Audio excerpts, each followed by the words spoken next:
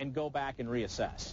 Well, first of all, you've got a good database, so you can look at the way you spend your time. One of the examples that we use in the book is clip out everything you read for 2 weeks and put it in a file folder, and then go back after that time and look at it, and you'll be surprised the kinds of things you read that will really lead you to maybe a different passion than you've been experiencing. I'm guessing this isn't necessarily stuff that you must read for your current position. Oh, no, absolutely. Right. It's the magazines that you subscribe to, for instance, just to enjoy, right? Right, and if it's on the internet, make a note of the URLs. If it's on TV, make a note of the shows. But there's always a little bit of room. So this is particularly true for young people who are always concerned about are they being paid the right amount and should they negotiate for their jobs. And the point of the advisors and the people who we interviewed that they make is that you're going to be paid for contribution, for success, for making a contribution to your organization. Once you do that, the rewards will come to you. So the main thrust has to be, what can I do for my team? What can I do for my organization? And I'll be rewarded for that in the long term. Speaking of being rewarded, you're building your network is really about giving. And the concepts that we talk about in the book is that network is truly about giving something to someone else, so later you may be able to ask them for something. So it's not about looking for people that can help you immediately. So you want to build that network of people that you can find some way to help them. Maybe as a young person, you're just simply good at doing PowerPoint presentations, and someone says to you, Stacy, that was a great presentation. And you can say back to them, instead of saying just simply thank you, if you'd like me to help you someday with one of them that you're doing, I'd be glad to do that. So you're giving to someone with no expectation that they're going to give anything back. And as you expand that network, you're able to find people who can help you as you're thinking about a new job or a change in the job time or another. So you think about, you want to stick with what you have as much as you possibly can. The people that we interviewed for the book that said had the most sustained success tended to stay with their companies and work around the problems that they had. All right, very interesting. What I recommend, and the people that I've interviewed recommend in the book, is you think about a company that's going through a transition, an inflection point, if you will. Maybe it's a new technology, it might be a new boss, it might be a new market for your products.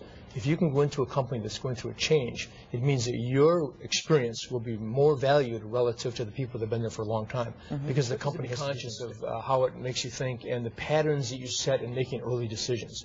And what we recommend to people of any age, young people of any age, is they're conscious of the decisions they're making and the possible ethical implications of those decisions. And you find you'll be making them all the time, even though you may not recognize them as ethical decisions. Yeah. Higher paycheck.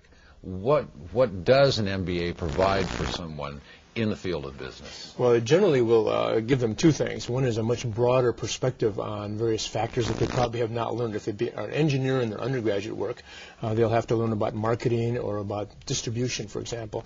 If they're a marketing person in their undergraduate work, then they'll learn more about operations. So it will broaden their approach, number one. Number two, depending upon what school you go to, if it's one of the elite schools, the contacts that you make, the networking that you do there will become very important to you later in your career. Now, do you pass the same information along as a professor as you did when you were a CEO? Yes, I think I try to. When I was a CEO, my style of managing was trying to teach, to help people learn how to do things better, to really improve themselves. And so I'm able to bring those experiences into the classroom, and the students tend to respond to it fairly well. That's fantastic. Sure. To really find out how to follow your passion, you have to get some data. And so you think about, what was the best day I had? In the book, we interviewed Greg Maddox, and he said, one of the best days I had is when the team did well. It wasn't about him, it was about the team. So you think about those things when you go home at night. What really made that day good? Was it a problem you solved or a group that you worked with? You certainly can, and there's no perfect job. There's no perfect set of bosses either. Individually we'll all have a bad boss at some time, and we learn ways, and again, we try and help you through the book about dealing with a boss that can be difficult. About is giving rather than getting. And it's building up a repertoire and an investment with people by helping them whenever you possibly can.